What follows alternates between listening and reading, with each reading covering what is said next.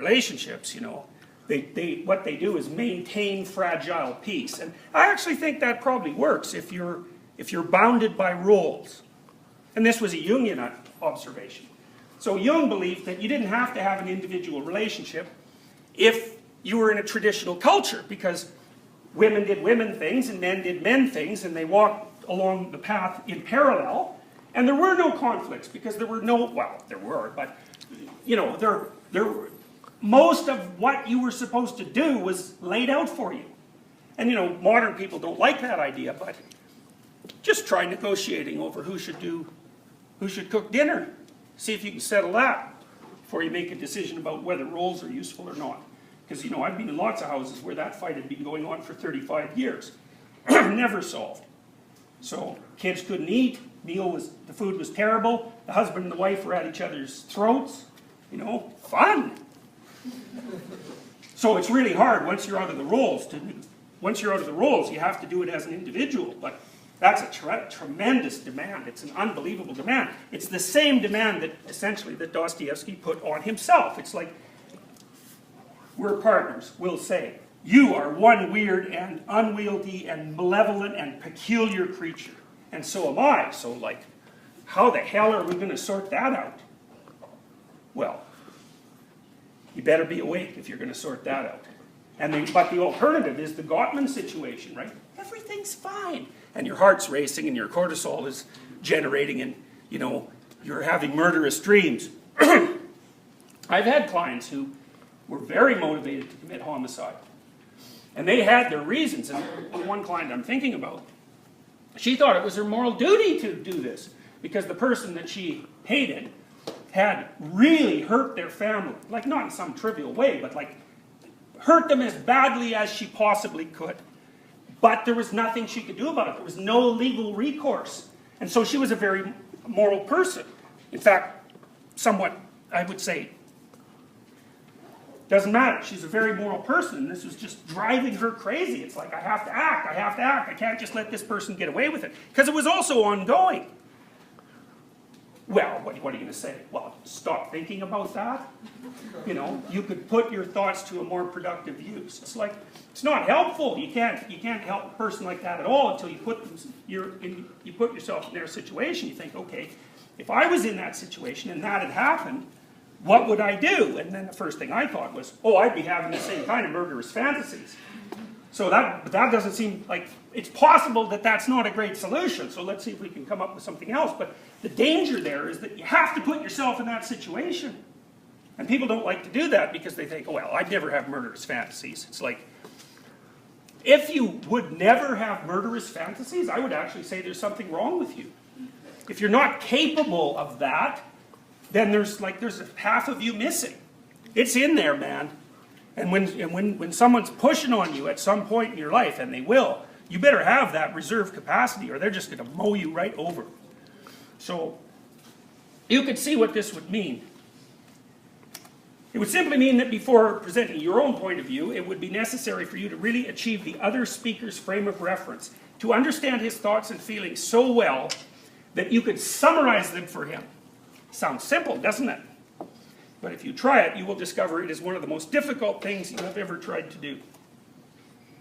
However, once you have been able to see the other's point of view, your own comments will have to be drastically revised. You will also find the emotion going out of the discussion, the differences being reduced, and those differences which remain being of a rational and understandable sort. So Rogers thought that courage was a prerequisite for empathic understanding. It's interesting too because, you know, here's a question for you. It's like, should you trust people? Or more specifically, you know, should I trust you? Well, you might think, if you've heard me talk, you'd think, well, there's no way you should trust a person because they're just so full of snakes and malevolence that it's just absolutely mind-boggling. So why in the world would you ever trust something like that? Well, then you can think about it this way. There's two kinds of trust. There's the kind of trust you have when you're too stupid to know better, and that's not trust, that's naivete, and that is not a moral virtue.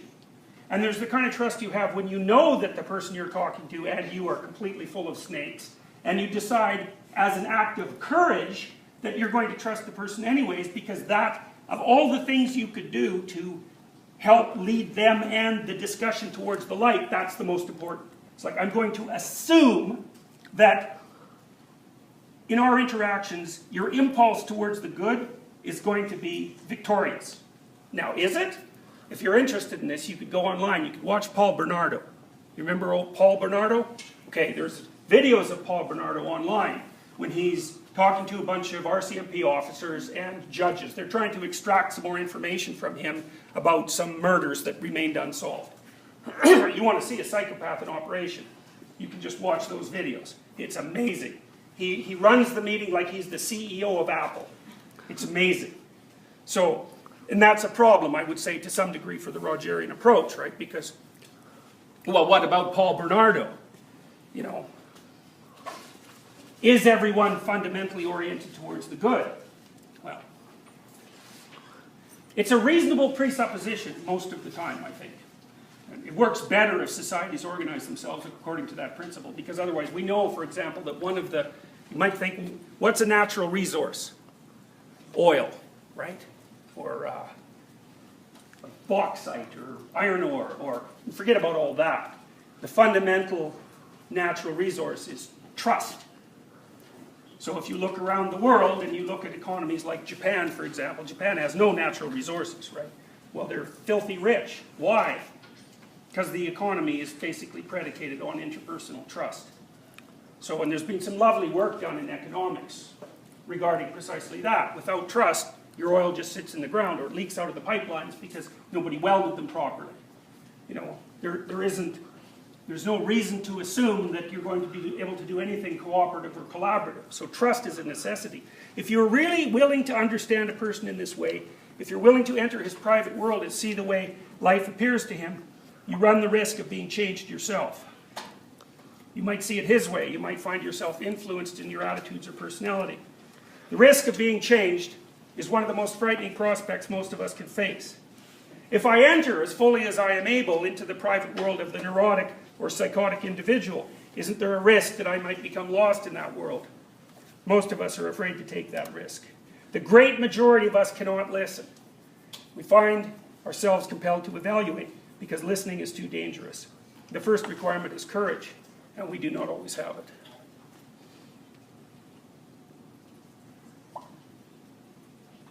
So it says 3 o'clock on this. Is that right? Well, that's a good place to stop then.